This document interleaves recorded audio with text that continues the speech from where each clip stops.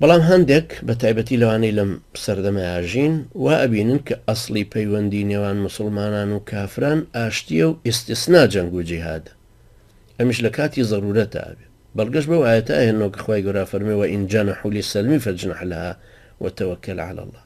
ئەگەر ئەوان دەستیان بۆ ئاشتی درێژ کرد، تۆش دەستی بۆ درێژکە و پشت بەخوای گەورە ببەستە. بەڵام ئەم بۆچوونە بە تەکید جیهادەکە بۆ هەتاهەتایی پەکەخە، بە تایبەتی جیهادی هێرشەکە، یعنی جیهادی تەڵەب کە چوونە سەر دوژمنانە لە ناوچەی خۆیانە. ئەو کاتە ئەگەر ئێمە هەر چاوەڕێ ئەوە بووین کە ئەگەر ئەوان مادام وئین جەنەحوا لیسەلمی ئەوان داوای ئاشتەکەیان کردو ئێمەی تر جیهادەکە بۆ وەستێنین بەرامبەریان، معنایە جیهاد ناکرێ بەرامبەریان و لەو ناوچانەی ئەوانە هەر ناکرد، چونکە ئەو کاتە جیهادەکە تەنها لەو حاڵەتەیە ئەمێنێتەوە کە بەرگری لە خۆکردنە.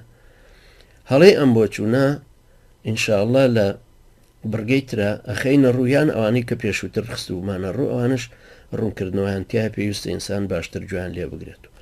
ئەمە ئەو ئاەتەی ئەوان کردویانە بە بەڵگەی ئەو دید و هەڵوێستە نابێ بە دەلیلی بەڕاستی وانە، چونکە ئاەتەکە ئەوە ڕوونەکاتەوە کە ڕێکەوتن و پەیمان بەستن لەگەڵ دوژمنان لە کاتی لاوازی مسلمانان و هێنانەدی بەرژەوەندیانە جائزە. ئەم مەرجە لە ئاەتەکەدا دیارە فەلا تەهینوا وتەدعوا إلى السلم وأنتم الأعلون.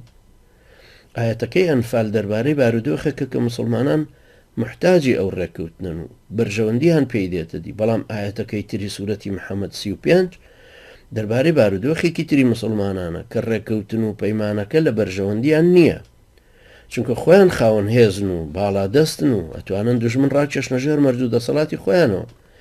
بۆیە ڕێکەوتن و پەیمان بەستنیان لەگەڵیانە جائز نییە، چونکە لە ڕێکەوتنەکەدا سەروەری ئەحکامی دینەکە نامێنێت و بواری بڵاوکردنەوەی دینەکە تەسکە بێتەوە.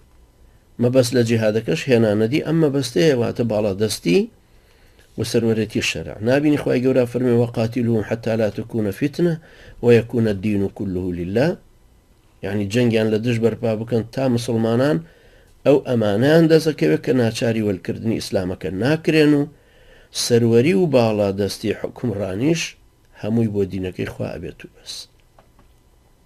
یان کە خوای گەورە فەرمێ لیوظهیرەه علی الدین كله ولو كره المشركون، بۆ ئەوەی خوای گەورە ئەم دینەی خۆی بەسەر هەموو دین و دید و بەرنامەیەکی ترا سەرخا بە چۆرایی چاوی مشریکان.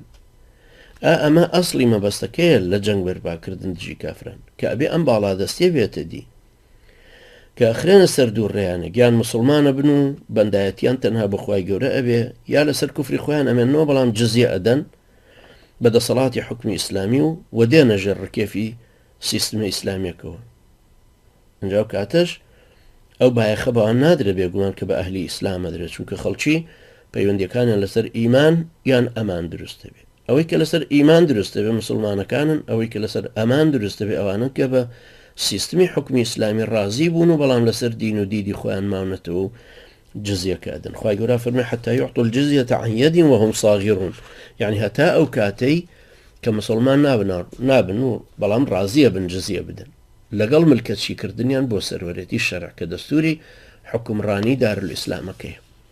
هەروەها ئەفەرمێ إن الذين يحادون الله ورسوله أولئك في الأذلين، يعني ئەو کەسانی کە دژایەتی خوا و پێغەمبەری خوا صلی الله عليه وسلم کەن هەر لە ڕیزی ملکەت و زەلیلانە ئەهێڵرێنەوە.